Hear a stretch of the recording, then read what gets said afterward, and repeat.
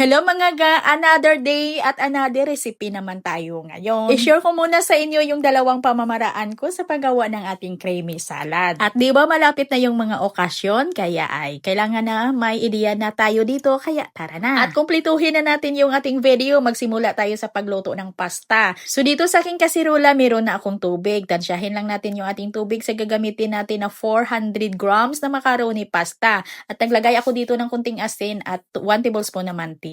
At habang kumukulo ito ay haluin lang natin ng paminsan-minsan para hindi din tayo magkaroon ng tutong na hindi din masunog yung ilalim. Pakuluan lang talaga natin ito hanggang sa lumambot. At kailangan yung saktong lambot lang ha, huwag lang yung lata. At pangit din yung may medyo katigasan pa, yung katamtaman lang. At ito na ay i-drain lang natin yung sabaw, salain lang natin ito. At dito meron akong 820 gram ng fruit cocktail, kuhanin ko lang yung kanyang sabaw. At ito yung ating naluto na macaroni pasta, hatiin ko ito ga. At ang kalahati nito ay itabi ko lang muna. So dito muna tayo sa isang kalahati. At ito na yung ating fruit cocktail ay hatiin ko din to. Ilagay natin dito sa ating pasta. At itabi ko muna yung ating kalahati ng fruit cocktail. At mag-add tayo ng half cup na hiniwa na cheese ng pack cubes lang. At lagyan ko ito ng 250 ml ng all-purpose cream at ito'y naka-chilled na ga. Bali na chilled ko na ito. At lagyan ko ito ng isang lata or 410 ml na cream densada at ito'y naka-chilled na din. At haluin ko muna yan at maglagay na ako dito ng 1 cup na mayonnaise. At yung ating mayonnaise ay cold din ito ha, kaya yung ating salad na ito ay pwede na ma-serve agad kasi mga malamig na yung ating mga ingredients. At pwede naman na ilagay ninyo muna sa chiller bago i-serve. At dito hindi tayo maglagay ng condensed milk ha,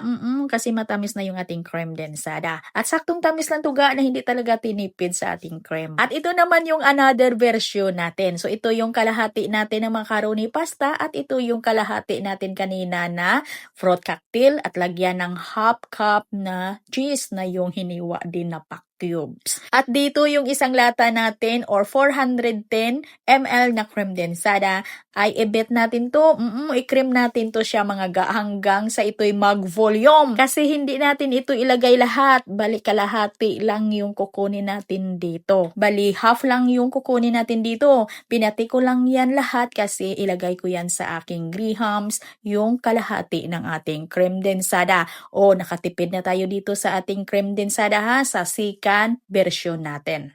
Ayan, pag nag-volume na yan ay hatiin lang natin. Kalahati lang yung ilagay natin dito. Halo-halo lang. At itabi lang natin yung natira. Pwede natin itong ilagay pa sa iba natin na recipe. Pwedeng sa spaghetti, pwedeng sa grahams ninyo yan ilagay. So dito naman, meron naman tayo ditong 250 ml na all-purpose cream. At ganun din mga ga, i-beat natin ito.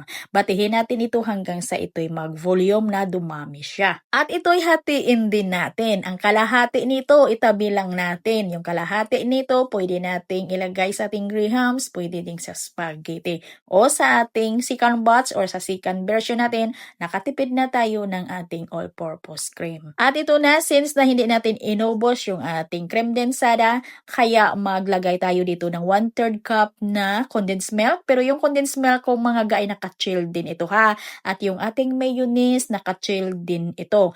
At yung aking gamit na mayonnaise ay yung all-purpose dressing lang. Kayo, depende na yan sa inyo. Pwede naman yung mga ladies choice. Ayan, pinati ko din ho yan ng sandali pagkatapos ay i-mix na natin dito. At halu-haluin lang hanggang sa mag-well combine din ito. At kung tatanungin nyo ako kung paano ba yung lasa, magkapariho lang ba sa set A at dito sa set B natin, ay mga ga, pariho lang na masarap na hindi masyadong matamis at hindi naman talaga tinipid sa cream. Ito yung gusto nila yung hindi tinipid sa cream. At kung alin yung bet mo dito sa ating version, yung set A ba or yung set B, ay yung kalahati mo na yung pasta ay pwede naman na gawin mo yung spaghetti macaroni. At yung mga natira mo na fruit cocktail ay pwede na ihalo mo yan sa iyong grahams.